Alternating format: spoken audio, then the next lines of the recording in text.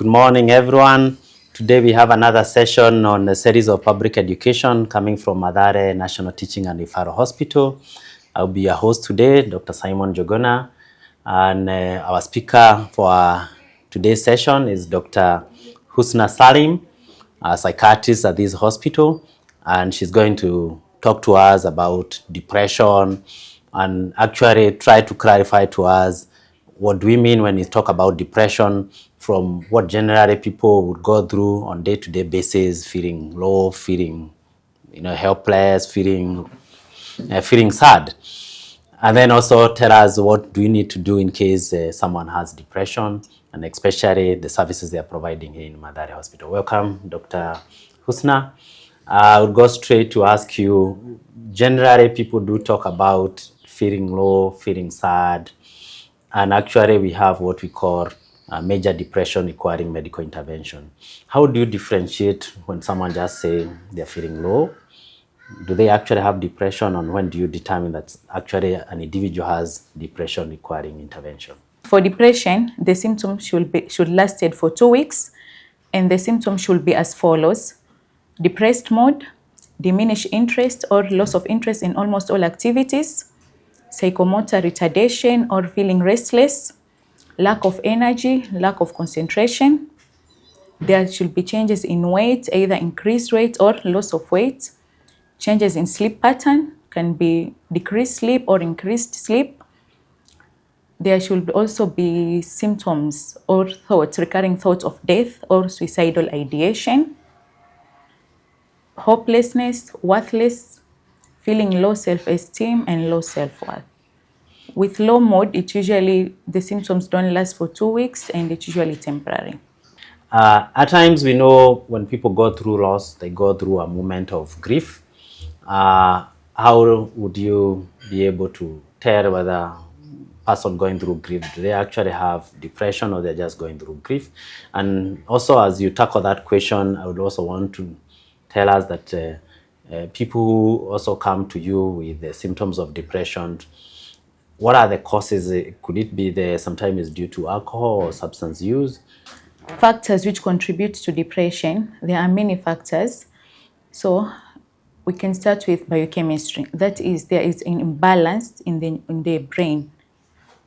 That is imbalance of neurotransmitters in the brain, such as serotonin, which is the main neurotransmitter involved in depression.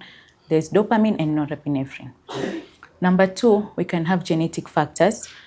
For example, for genetic factors, that is, if you have a first-degree relative who has depression, by first-degree relative, I mean either a parent or a sibling, then you are 3 times likely to get depression.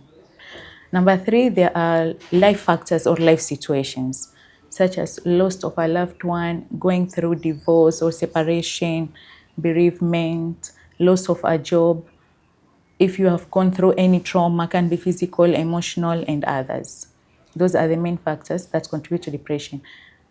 There's also now tackle another question, that is, can depression be due to substance use? Yes, like alcohol. If you use alcohol, it can lead to depression. That is, so you have to get a good history. If someone has a recent history or has been taking alcohol for a long time and they come presenting with symptoms of depression, so while you're taking the history, you have to rule out that this can be due to alcohol, not just depression on its own. And also, we are talking about grief.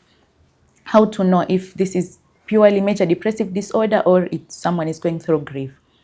You have to take a good history, a thorough history. Is that person has lost someone recently, or maybe from before, but they didn't go through that grief, they didn't process it. So maybe the symptoms of depression are due to grief, not purely depression. And with depression also, usually with major depression, there will be significant impairment in day-to-day function in important aspects of life, such as social, occupational, and personal.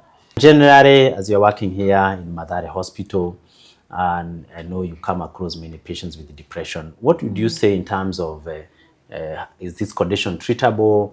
What are the outcomes you see in most of the patients who come through this hospital, who are going through the treatment of depressions, and how eventually, what are these things they need to do so that if it's treatable, they can get the best outcome in their treatment? Depression is treatable, totally manageable. And we've seen many patients walk through our doors with depression, and we have treated them, and they're continuing with living their life. So for depression, there are different modes of treatment. We can have psychological and medications. So for psychological, in our hospital here, we offer both. And usually the best treatment for depression is combine both, that is medical and psychological. So for psychological, we have cognitive behavior therapy. That is, you identify the negative thoughts.